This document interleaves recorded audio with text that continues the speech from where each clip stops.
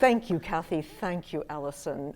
My thanks to the Simpson Center, not only for this invitation, which honors me, but also for the most gracious hospitality in every possible respect.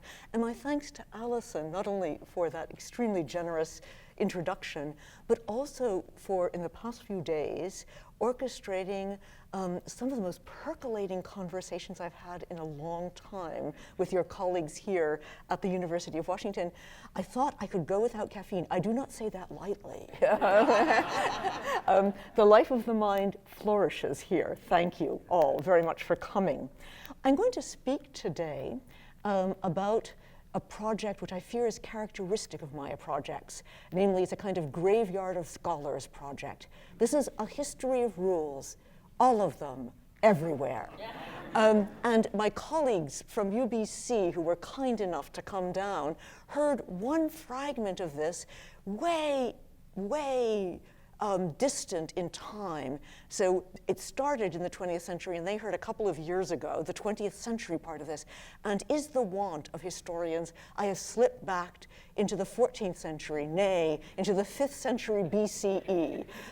So you are going to now hear what is the first chapter of a kind of Borgesian impossible book.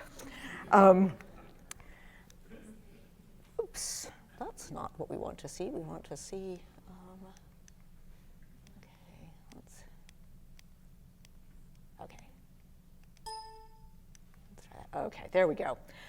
There's no human culture without rules, but rules vary greatly in their generality, their specificity, and above all, in their rigidity. Some rules, which we might call precepts, are sweepingly general and they're correspondingly vague. Examples might include the Hippocratic injunction to doctors, do no harm, or the utilitarian maxim to policymakers, strive to achieve the greatest good for the greatest number. At the other end of the spectrum are rules that allow us very little wiggle room. For example, the cookbook recipe that directs you to combine 1 cup of flour, 1/2 cup of sugar, and 1 teaspoon of baking powder, neither more nor less. Or the stoplight at the corner that has just turned red. Just try telling the traffic cop that it was really orange or reddish, or a matter of interpretation. And at the extreme end of the spectrum are the most rigid rules of all, algorithms. For example, arithmetic operations like 7 times 8 equals 56, or 8 plus 2 equals 10. Or more complex, more prolix, but in principle still algorithms, the programs that run the computers that run every aspect of our lives, automating everything from the stock market to the marriage market. Our preferred adjective for such rigid rules, whether cookbook recipes or computer algorithms, is mechanical, by which we mean that these rules require so little judgment or discretion that they could be executed by mindless machines. My topic today is precisely these mechanical rules. In fact, mechanical rules before machines. Long before there were computers or even reliable calculating machines, there were algorithms, recipes, and other rigid rules. But for just as long, stretching back to ancient Greece and Rome and continuing through the Enlightenment of the 18th century, what we consider to be the prototypical rule, namely the rule as algorithm, coexisted peacefully and indeed fruitfully with another idea of the rule as pattern. For us who live in the age of algorithms, this centuries-long cohabitation between the most rigid of rules, the algorithm that must be followed to the letter, and the most supple of rules, the pattern or model that is to be imitated but not slavishly copied, this cohabitation seems to us paradoxical. My aim in this lecture is to explain how this paradox was not only thinkable, but also workable. So what exactly does this paradox look like in modern terms? Let me start with an example from my own disciplinary home of the history of science. Thomas Kuhn's dogged but ultimately doomed attempts to explain clearly what he meant by paradigms in his hugely influential book, The Structure of Scientific Revolutions of 1962, readers of that book will recall the centrality of paradigms to Kuhn's account of what science is, how it works, and how it changes. And even non-readers will know what a paradigm shift is, if only from New Yorker cartoons. So according to Kuhn, a science becomes worthy of the name when it acquires its first paradigm. Scientists learn how to solve problems, and indeed what constitutes a problem, by textbook paradigms. Scientific revolutions are nothing more or less than the dethronement of one paradigm by another. Just because it was such an all-purpose tool, the word paradigm notoriously had many meanings in Kuhn's book, 21 by one account. There was, however, one sense of paradigm that Kuhn himself consistently underscored as the most important, namely paradigms as exemplars, as opposed to sets of rules.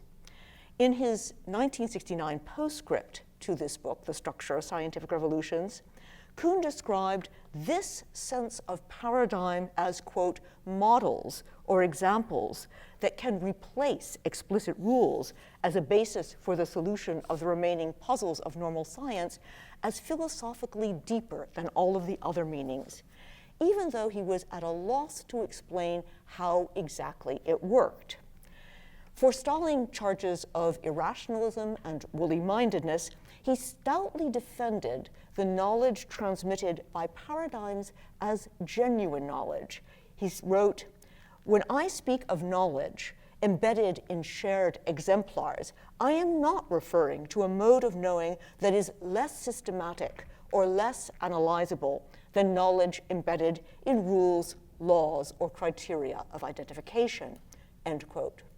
But to date, neither Kuhn nor anyone else has succeeded in clarifying that alternative way of knowing, a perplexity philosopher Ian Hacking calls paradigmatic muddle. So it comes as something as a shock to learn that for most of its history, the word rule and its cognates in ancient and modern European languages, from ancient Greece and Rome through the Enlightenment, was synonymous with paradigm.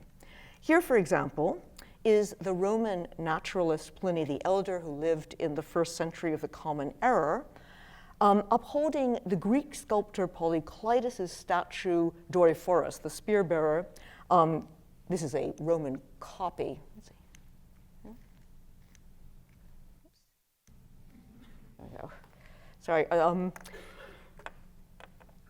This is a Roman copy of the 3rd century BCE, as the canona, which is the Latinized version of the Greek word for rule, canon, as a model of male beauty worthy of imitation by all artists. Or Dionysius of Halicarnassus, writing in the 1st century before the Common Era, praising the 5th century BCE Attic orator Lysias as the canon of rhetoric, immediately glossed in the next sentence as the paradigm, the paradigma of excellence. Or, fast forwarding almost 2,000 years to Enlightenment France, the Encyclopédie's sample sentence for its first definition of the entry, règle, rule, modèle, as in the life of our Savior is the rule or model for Christians. In both ancient Greek and Latin grammars, the word canon or regula is used alongside paradigma to note that paradigm of paradigms, namely the patterns of inflection such as verb conjugations intoned by school children over the centuries, amo, amas, amat, etc. It's worth bearing in mind that although the original meaning of the ancient Greek word paradigma referred to an architectural model, like this one, it was also a philosophical term of art used by Plato in the Timaeus when he compared the eternal models of the divine craftsman and those of the human craftsman who merely imitate them. Your first response to this is likely to be the same as mine was. This is an intriguing example of the bizarrerie of languages, which occasionally flip-flop into their opposites. The same could be said about objectivity, by the way. But it's nothing more than that. Once upon a time, a word meant A. Now it means not A. Rule, or canon, or regula, once meant model or paradigm. Now it means exactly the opposite. Hence, Kuhn's conundrum of how to clarify paradigms without reducing them to rules, i.e. without reducing A to not A. But the etymology of the pre-modern cognates for rule is both richer and more unsettling than this developmental account from meaning A to meaning not A would suggest. The more familiar modern associations of the word are also part of the definition of the pre-modern cognates of rule. So the algorithmic meanings of rule were there from the very beginning. The ancient Greek word canon, for example, denoted painstaking exactitude, especially in connection with the arts of building and carpentry, but also in a figurative sense when applied to other domains, such as politics or art, music, or astronomy. The same Polykleitos, who fashioned that statue of the spear-bearer, was the author of a lost treatise entitled Canon, or Rule, in which he allegedly specified exact quantitative proportions of the human body to be followed by artists. Such prescriptive measurements of classical statues were still on display in the 18th century. This is the Encyclopédie's attempts to reconstruct it. The last reconstruction of Polykleitos's canon that I've located is an article in Classical Philology from the 1970s, so it's still going on.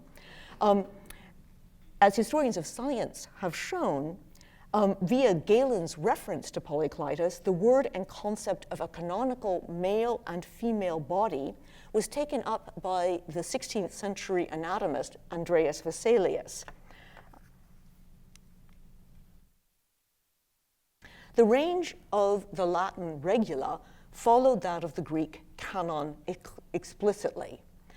This cluster of meanings evokes the rigor of mathematics, both as the geometric doctrine of proportions and as a tool of measurement and computation, meanings that happily coexisted with the cluster centered on models and paradigms. In short, for several millennia, in various ancient and modern European languages, the rule and its cognates meant, at least according to our modern lights, A and not A simultaneously.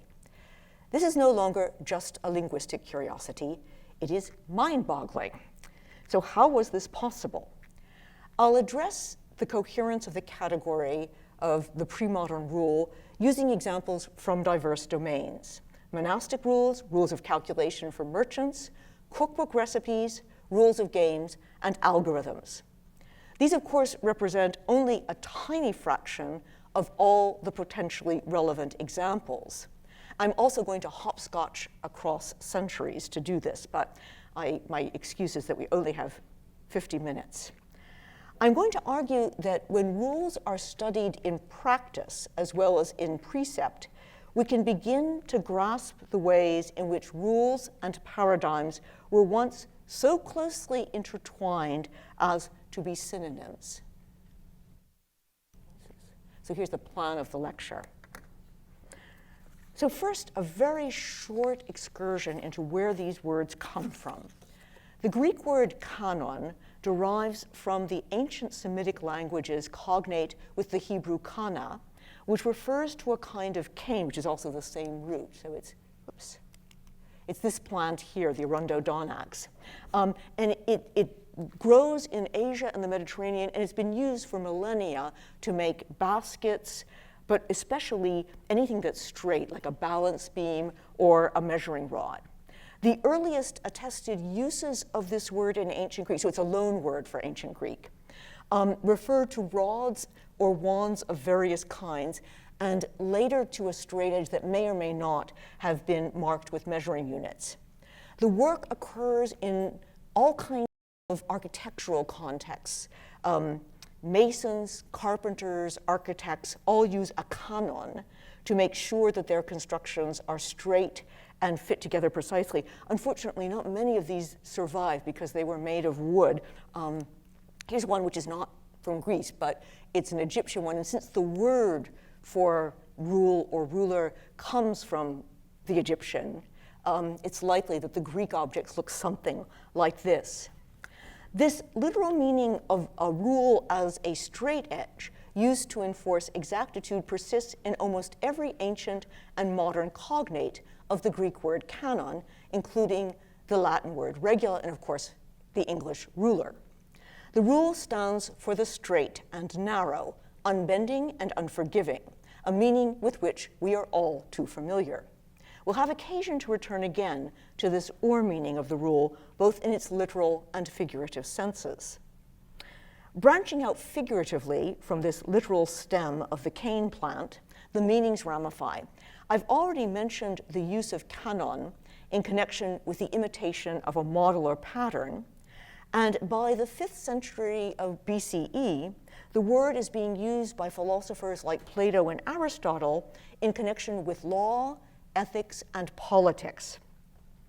For my purposes, Aristotle's metaphorical use of rule is particularly interesting because it hints at somewhat more supple formulations of actual rules, a formulation that has endured for millennia. In the opening paragraphs of his Nicomachean Ethics, Aristotle famously declared that ethics does not and should not aspire to the exactitude of geometry. And he returns to the problem of excessive exactitude in a contrast between the rigidity of a law that treats everyone alike, what we would perhaps describe as a bureaucratic rule, as opposed to a law which is equitable, or to use an old English word, meet, that is, justice apportioned to each according to circumstances and moral deserts. Aristotle compares this equity or meetness to a special kind of tool from the Greek island of Lesbos. It's a ruler that is made of lead, a soft substance in comparison to rulers made of wood, stone, or iron. Unfortunately, none survives, but it must have, it's something like this. Whoops. So this is a flexible ruler, and it's used to measure irregular or curved surfaces, so that if you had a cylindrical column, for example, you could use a flexible leaden ruler to take its circumference. And Aristotle's analogy is that just as this ruler bends to fit the object, justice of what is meet and right, in contrast to the justice of rigid laws, can bend to fit the particulars of a case. But the lesbian ruler is still a ruler, and meetness is still a form of justice. Aristotle reigns in caprice by his choice of metaphor. Justice should never be arbitrary. And he writes, when the law speaks universally then, and a case arises on it which is not covered by the universal statement, then it is right, when the legislator fails us and has erred by oversimplicity, to correct the omission, to say what the legislator himself would have said had he been present and would have put into his law had he known. So the idea here is that no legislator, no matter how wise, no matter how farsighted, can anticipate all the possible cases which might fall under a rule. And in those circumstances, the judge is not only justified, but indeed exhorted to apply a standard of equity or meetness, that is, to use the flexible ruler to fit the particulars of the case. The image of two rulers, one, the preußische Halbruler here, of iron, rigid iron, and the other from Lesbos, a flexible, and I'm afraid this has too many current European Union resonances, universal laws complemented by particular considerations, aptly describes the way in which actual rules were routinely formulated in many pre-modern contexts. To get some sense about how this would work in context, I'm going to turn to an enormously influential example of a rule, the Rule of St. Benedict, formulated in the 6th century of the Common Era for Benedict of Nursia's own monastery at Monte Cassino, and for centuries thereafter, the model for all subsequent monastic orders in the Christian West up to the present.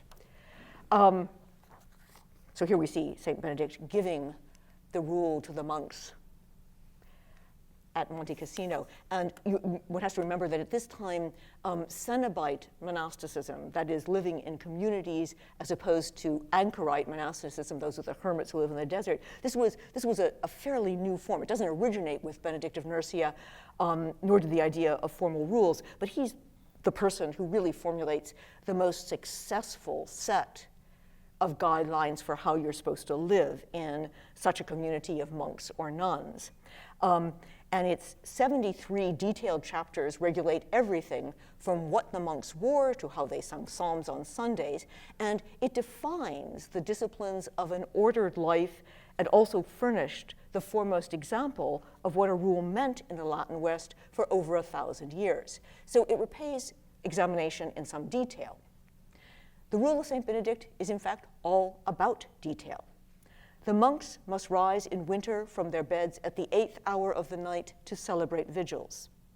Each monk sleeps in his own bed, clothed and belted in a common dormitory in which a light burns until morning. All monks must perform kitchen duties once a week, including washing all the towels and serving the other monks the single meal of the day. That meal consists of 2 cooked dishes plus a daily ration of a pound of bread.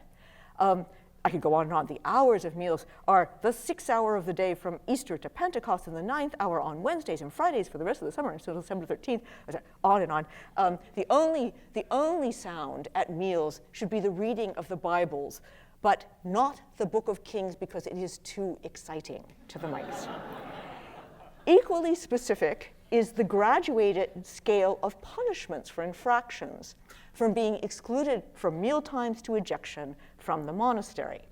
If micromanagers have a patron saint, it is Saint Benedict. Yet detailed rules are not necessarily rigid rules. Monastic life revolved around the person of the abbot, who was, as it were, the rule of the rule, the living model of a holy life mentioned 120 times in the text, and responsible for every monk and every aspect of monastic activity. The abbot, whose name derives from the New Testament Aramaic word abbas, or father, is invested with vast amounts of discretion, which is praised by Benedict as the mother of all virtues. Discretio is not a classical Latin word. I don't know when it was coined. It could perhaps have been coined by Benedict himself. It comes from discernere, which means to draw distinctions and to consider each case on its merits. Over and over again, the precepts of the Rule of St. Benedict are firmly and sharply enunciated, only for the abbot's discretion to be invoked in the very next sentence. For example, in chapter 33, we are told in no uncertain terms, quote, "No monk may possess any property, nothing whatsoever, neither book, nor writing tablet, nor stylus, absolutely nothing," end quote, unless the abbot wills otherwise. Or in chapter 63, concerning rank in the monastery, so usually rank in the monastery was according to the date of entry in the monastery. Benedict begins in his usual unequivocal tone. Quote, "In no case may age determine rank, for did not Samuel and Daniel, albeit young, stand in judgment over the eldest," end quote. But then, in the next sentence, comes the usual qualification, unless the abbot, after considered deliberation or for particular reasons, should decide to alter the usual order defined by date of entry in the monastery. The abbot's discretion, like that of Aristotle's equitable judge, is by no means arbitrary. Rather, he is enjoined to adapt the rigor of the rule, capital R rule here, so the rule of St. Benedict, to particular circumstances and to the individual capacities of the monks for whom he will be held responsible in the eyes of God. At every point, he is explicitly called upon to adjust the rule as the situation dictates, for example, with respect to food and drink. So the strict portions and strict times of meals may be relaxed out of consideration for the weak. No one may eat the flesh of four-footed animals except the sick. For almost every precept of the rule, exceptions are foreseen, discretion is exercised, specific circumstances are weighed. Accustomed as we are to the peremptory tone of most modern rules, not to mention the algorithms which govern so many aspects of our lives, I just had to check in for a flight tomorrow in terror that I would press the wrong button and lose my seat. These strongly discourage the exercise of discretion at a red light or in reporting your taxable income. So we're likely to find the characteristic diction of the rule of St. Benedict as somewhat comical, on the analogy of those pet owners who stipulate that their new puppy may, under absolutely no circumstances, no, never, sleep in the bed, unless it whines long enough or scratches at the door. But there's nothing weak-willed or wavering about Benedict's rule. What to our eyes looks like seesawing between stringency and indulgence was to pre-modern sensibilities the only way that you could formulate a complete rule. That is, you had to foresee the exceptions. It's both specific and supple. The abbot doesn't simply enforce the rule, he embodies it, just like that spear-bearer statue embodies the canon of male beauty. More than that, the abbot's discretion isn't supplementary to the rule, it's part of the rule. He is the leaden ruler that adjusts the straight iron ruler to the curves of the individual case. The remarkable longevity of the rule of St. Benedict, endlessly reformed, endlessly reintroduced, and still in use in monastic communities throughout the world, testifies to this resilience of an alloy of iron and lead. Okay, I'd now like to turn to the other side, which is the algorithmic side, so arithmetic, measurement, and games. The rule of St. Benedict shows us one way in which rule and paradigm, rigor and suppleness can be combined. Not only are exceptions foreseen as part of the formulation of the rule, the interpreter of the rule, the abbot, is also its exemplification. Another way of putting this is that the text of the rule of St. Benedict is not freestanding. Without an abbot worthy of his office, it remains incomplete. But however influential the rule of St. Benedict may have been in the Latin West, it would be entirely reasonable to object that its discipline hardly compares with the rigor of mathematics. What about rules which are closer to the original meaning of the Greek canon, rules about exact measurement and calculation? The association of rules with exactitude, especially mathematical exactitude, stretches as far back as our sources reach and is still present, indeed omnipresent, in modern reflections about what rules are and how they work. Although it may not have been the primary pre-modern definition of rule, it was never absent. So let me turn now to some of the best known rules of medieval and early modern commercial arithmetic.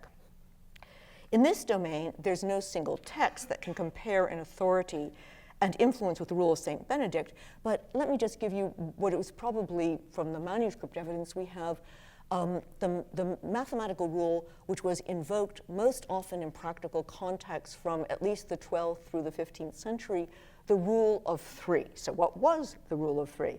Well, here's a definition from the French cadran marchand from the late 15th century.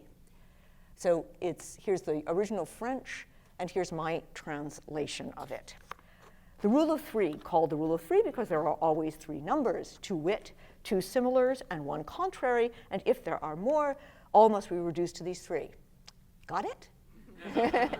I suspect that the 15th century French merchant was also scratching his head. But then comes the example.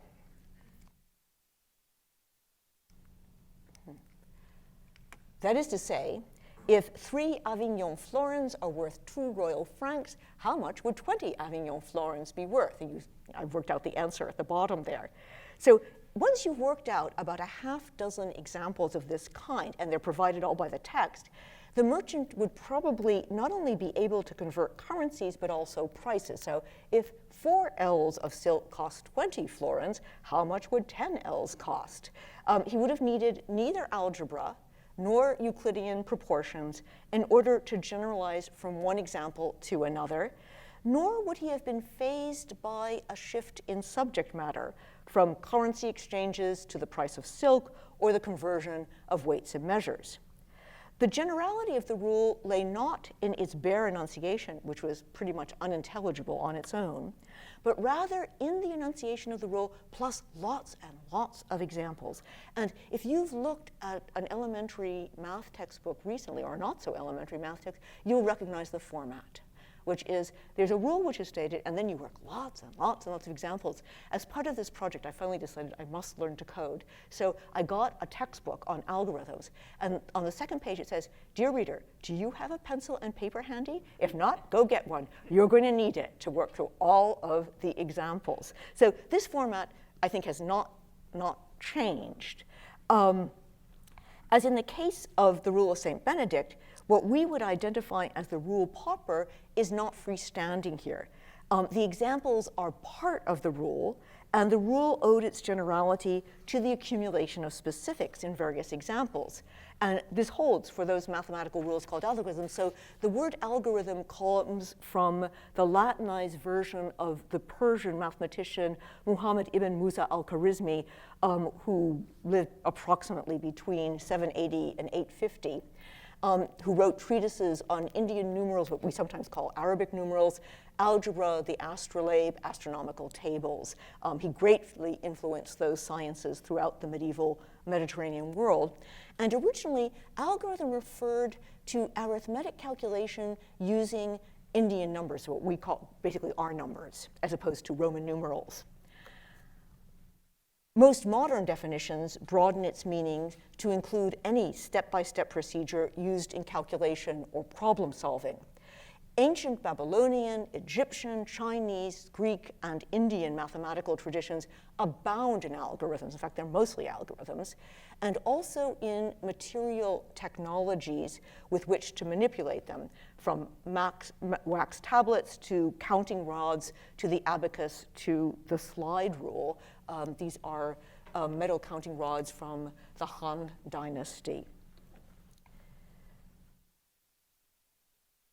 Generalizations about such diverse and enduring algorithmic traditions across cultures and millennia are precarious, and I will not attempt them. However, I think two striking features do leap out from these algorithm texts. However diverse they might be in other respects, whether they are inscribed in cuneiform script or ancient clay tables, like this one, or as a medieval manuscript codex, this one from 13th century Italy. There are two characteristics which I think are almost universal. First, they are overwhelmingly about solving specific problems. And second, there are many, many problems for the same algorithm. So remember that medieval French textbook on commercial arithmetic. Although the rule of three is stated in its general form, the readers are expected to master it by working through problem after problem about converting currencies, pricing different lengths of cloth, dividing up profits among investors, and on and on and on and on. There are, of course, general algebraic algorithms for all of these procedures. A computer can be programmed to perform all of them. Even without algebra and computers, the general rules can be and were formulated verbally in many languages.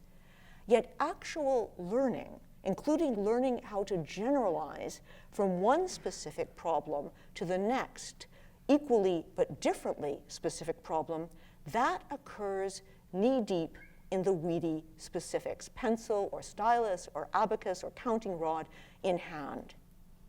Although the process, as I said, can and does yield more general rules, these are an afterthought. They're more of a summary of what has been learned rather than a guide for how to learn an algorithm.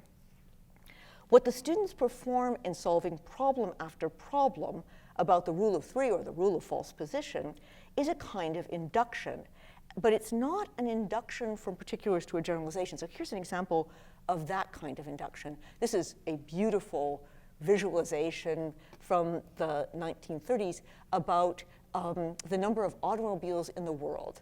And on the left-hand side, you see the automobiles just in the United States. And each one represents 2,500,000 automobiles. And then on the right-hand side, see that line? That's every place else. And what's been being performed here visually is an induction over cases which have been made identical. So there's no account taken of what kind of car it is, how old it is, where in the United States it is, where in the rest of the world it is.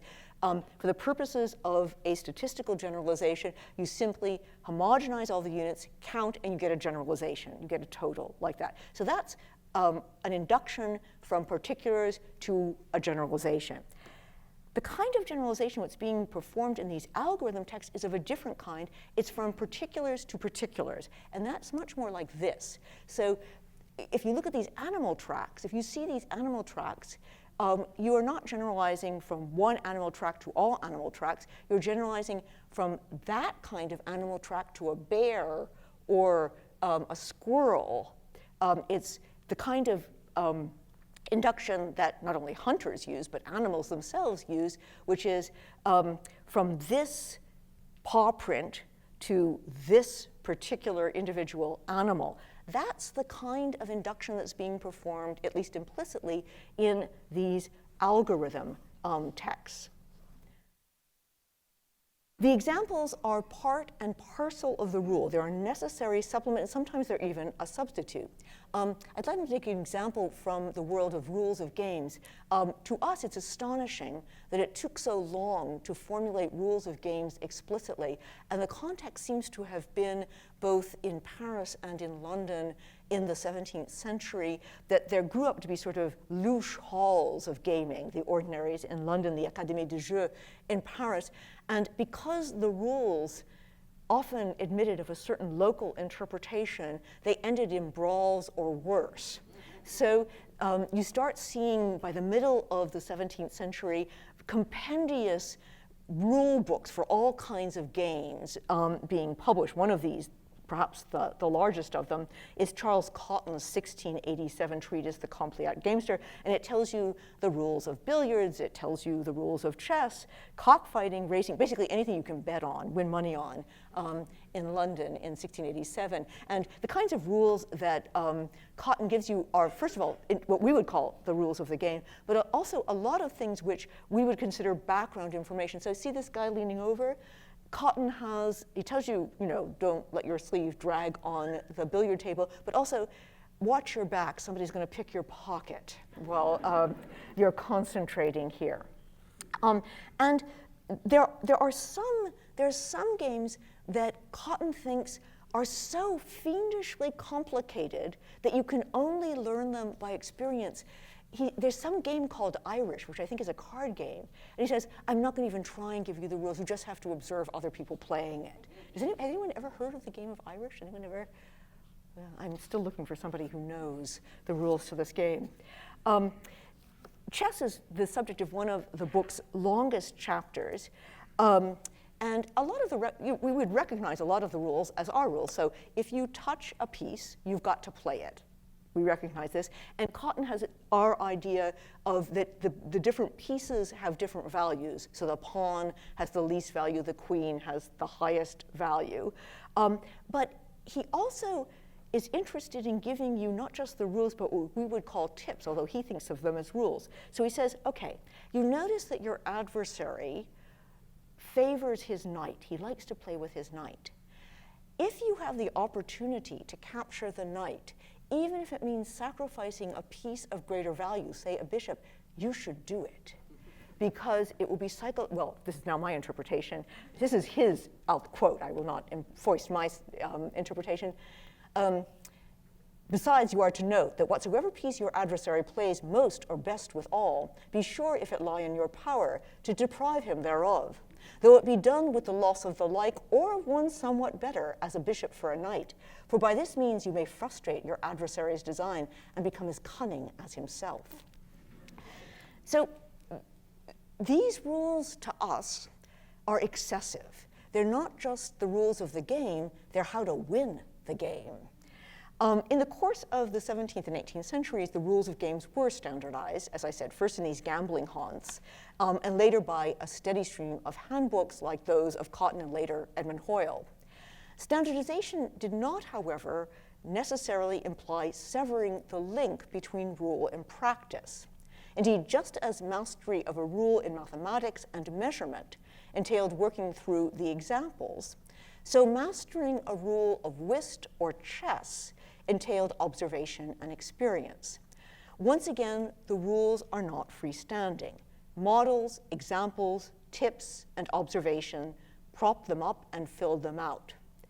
This is not necessarily because the rules were vague or approximate. Rather, it was because no universal formulation could anticipate all the particulars with which it would be confronted in practice. So the gap between universals and particulars is not news. What's striking about these pre-modern rules is the bridges that were included in order to get from universals to particulars and particulars to universals. There's one genre of pre-modern rule books which rarely aspired to any kind of universal generalization, and that's cookbooks. Cookbooks were always about particulars. So they raise a different kind of problem about applying rules in practice, which is how you build in practice into the rules. Whereas 17th century cookbooks were generally addressed to readers who'd already undergone an apprenticeship in the kitchen and who were looking to improve their position in an aristocratic household by learning to prepare the latest French sauces or sweetmeats, their 18th century successors were increasingly pitched to a clueless scullery maid or at least her literate mistress. And this latter type of cookbook explicitly aimed at freestanding rules, albeit rules rooted in the particulars of butter, eggs, a lot of butter, sugar, and flour. So let me just give you two English cookbooks to show you this contrast. So the first one is published in 1660. Robert May is a master cook. He's sort of a celebrity cook of Restoration London. He sets forth his own credentials at length. He's the son of a master cook in a noble household. During the Civil War, he'd gone to Paris where he's learned the best sauces and confiserie. And he's cooked for various nobles, both in London and in rusticated Kent, Sussex, Yorkshire. May promises his readers not only the fruits of his long experience and practice, but also what he calls new terms of art. And since all of these new terms of art are in French, I think we may safely infer that already in the 17th century, the English had conceded that battle. May is just the kind of highfalutin cookbook author that Mary Kettleby, who publishes her collection of above 300 recipes in 1746, has in her sights. So her collection of recipes she advertises as palatable, useful, and intelligible, which is more than can be said of some great masters having given us rules that are so strangely odd and fantastical. So she's not writing for aspiring master cooks. She is rather writing for, she's writing for, as she says, young and unexperienced dames and cookmaids at country inns. So in contrast to Robert May, Mary Kettleby was attempting to distill experience for the inexperienced, not the somewhat experienced who had already been apprenticed to a master. So her rules aim to be freestanding, or as a modern cookbook might put it, foolproof. So how does this look in the recipes? Okay, so here are two, and I warn you, they're both for desserts, and they are not for the lipophobic. Okay, so here is May's boiled pudding recipe. And what I've done is so just so you can see, wherever there's a quantitative measurement, I've put it in red, and wherever there's a procedure, I've put it in blue. So you didn't have to read the whole thing, but you can get sort of an idea of the proportion, okay? So here is Mary Kettleby's recipe for a pudding. Okay, and let me go back for a moment so you can have a little bit of a contrast here, a comparison. So I think you can see that what doesn't change, sort of surprisingly, is the number of quantitative measurements. It's not because I think there isn't a gradual turn toward ever more precise quantitative measurements. I think that does happen, but it's not evident in the short space of, in this case, about 60 years, about 60 or 70 years. What's really evident is the difference in the amount of blue in these quotations. The point is that what separates the experience from the inexperienced cook was knowledge of procedures, not amounts. And second, I think also interesting, especially for those of us from a science studies background, is Mary Kettleby has no doubt that tacit knowledge can be made explicit. That is her job. And that's what the blue is all about. Now, whether a cookbook has ever been made completely foolproof depends on how foolish the fool is. But I do think that this all or nothing opposition between irreducibly tacit and exhaustively explicit knowledge, which is so characteristic of our modern debates, obscures the spectrum of possibilities illustrated in this early modern comparison. So even if no rule is completely freestanding, some are more freestanding than others. So let me give you one final example of an early modern cookbook. Greater explicitness need not take the form of greater specificity. So this is from Hannah Glass's very popular Art of Cookery Made Plain or Easy.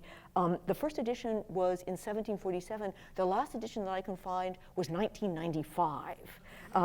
And it was originally addressed to every servant who can but read. And here, she is making explicit the general rules for making puddings. And this time, I haven't bothered to highlight the procedures in blue because it's all about procedures. Glass's rules make explicit everything that May assumed that his readers would know. So, May assumed that you didn't have to tell the reader that you have to stir from time to make sure the pudding doesn't stick to the bottom of the pot. And some things even Kettleby assumed went without saying. So Kettleby did not say the bag you put the pudding in should not be soapy. Glass does. And note, however, that the rules are also general. It's not about almond or orange or figgy pudding. It's about boiled puddings per se. Increasing specificity and quantitative precision is one way of rendering the tacit explicit, but it's not the only or even the most effective way to do so. On the contrary, anyone who has ever struggled through an instruction manual fat with prolix detail knows that too much specificity, too much exactitude converts the explicit back into tacit knowledge. So let me conclude. What have we learned from this gallop through many centuries and many rule books? Recall the puzzle with which I began. How is it conceivable that from antiquity through the Enlightenment, the words for rule and paradigm could be used as synonyms? How could the Greek word canon, or the Roman word regula, or the English word rule, be used both for a model like Polyclitus's fabled spear-bearer statue, and for the same sculptor's equally fabled lost book on the exact proportions of the human body. Or if that example is too remote, here's Kant in the Critique of Judgment in 1790, explaining the difference between talent and genius in the arts. The products of genius, Kant writes, are, quote, models. That is, they must be exemplary. Hence, though they do not themselves arise through imitation, still they must serve others, i.e. the merely talented, for this, that is, as a standard or rule. Richtmasse oder Regel, by which to judge, end quote. This is what makes the pre-modern rule an epistemic category. It provides one answer to the epistemological problem of how to connect universals and particulars. This answer lay in a more capacious sense of rule than is now presently admitted. The rule could variously encompass a model, remember the role of the abbot in the Rule of St. Benedict. It could foresee exceptions, remember Aristotle's leaden ruler. It could provide examples, as in those medieval books of commercial arithmetic. It could appeal to observation and experience, the 17th century game manuals, or it could make the implicit explicit, the cookbook recipes. In almost all of these cases, what to our modern eyes looks like supplementary materials, models, exceptions, examples, experience, is not only integral to the pre-modern rule, it supplies the means by which universals are applied to particulars. So how did we get from there to here, from the prototypical rule as model to the prototypical rule as algorithm? Or, to be more precise, algorithms so definite, so exact, so finite that they can be executed by machines. How did rules become mechanical? A full answer would require another lecture in its own right, which I will spare you. But the short answer is that rules became mechanical before they could actually be executed by machines. In the late 18th and early 19th centuries, the sites of the most heavy-duty calculation, namely astronomical observatories, began to devise ways of dividing up the task of these massive calculations into smaller, simpler steps that could be executed by assistants. So first, these assistants were schoolboys, and later they were women, who usually had only elementary mathematical training, sometimes only addition and subtraction, and who could be paid very low wages. The most famous, but by no means the only, one of these factory-like calculation projects was the one organized by the French engineer Gaspard Riche de Prony in 1791 to create new logarithm tables using base 10 in order to complement the new metric system which had been introduced by the French Revolution. These tables, by the way, were never published in their entirety. They're still in manuscript, the Observatoire de Paris. Because this was a prestige project, the idea was it was going to prove not only the superiority of the metric system, but also the superiority of the French revolutionary government to the world. The project swelled to absolutely grandiose proportions. They were going to calculate 10,000 sign values to 25 decimal places and 200,000 logarithms to 14 decimal places. And Prony had read Adam Smith's Wealth of Nations. He'd read that description of the pin factory. Adam Smith, in turn, had read the Encyclopédie article on pin manufacture. So he got the idea that you could divide the mathematical labor so finely that you'd have 70 to 80 workers who knew only addition and subtraction, who could perform about 1,000 of these arithmetic operations per day by methods which Prony then described as purely mechanical. So in the midst of the political and economic tumult of the terror during the 1790s, Prony's factory of logarithms managed actually to complete this task in a few years. They filled 17 folio volumes with manuscript tables, which are, as I said, still preserved at the Observatoire de Paris. The person who almost got them published was none other than Charles Babbage. And when Charles Babbage came in 1819 to Paris to try and get these manuscript tables published, it became for him the inspiration for his own analytical engine. He reasoned that if these uneducated workers could perform these operations, a machine could do it. Now, no machine more complicated than a quill pen was used to compute these tables. What made it mechanical in the eyes of Prony and Babbage was rather the nature of the labor. The mechanization of calculation was a much more gradual process than we like to think. It began in the late 18th century with the applications of the principles of the division of labor to human calculators, and it by no means ended in the 1850s when reliable mass-manufactured calculating machines like this one, this is the Thomas arithmeter, for the first time became available. There had been calculating machines invented before, for example, those of Pascal and Leibniz in the 17th century, but no one could get them to work. You always had to check their results by hand.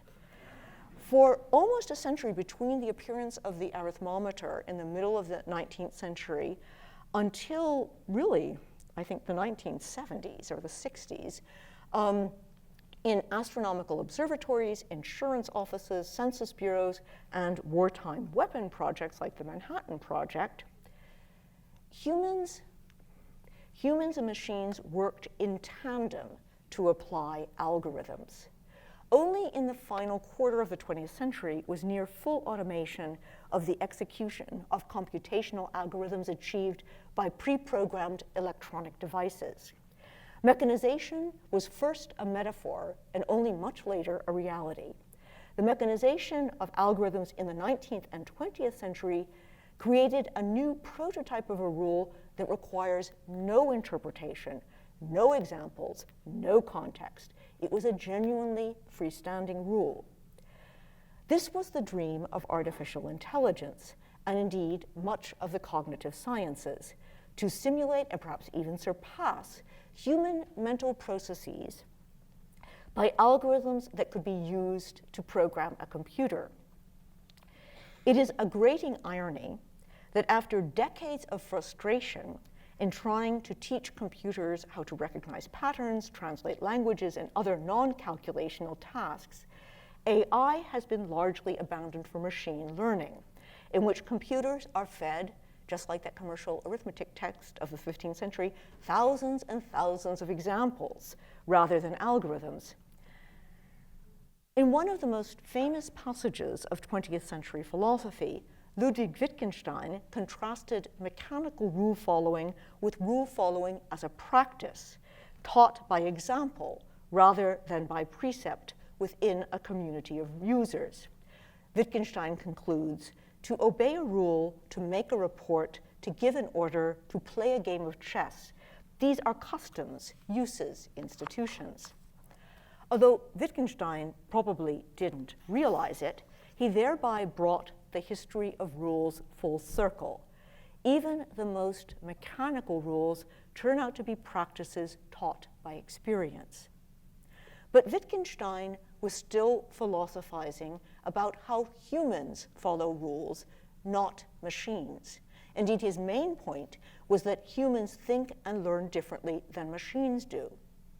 With the recent successes of machine learning, it may well turn out that the most modern and literally mechanical forms of rule following show that the pre-modern sense of rule as model is alive and well.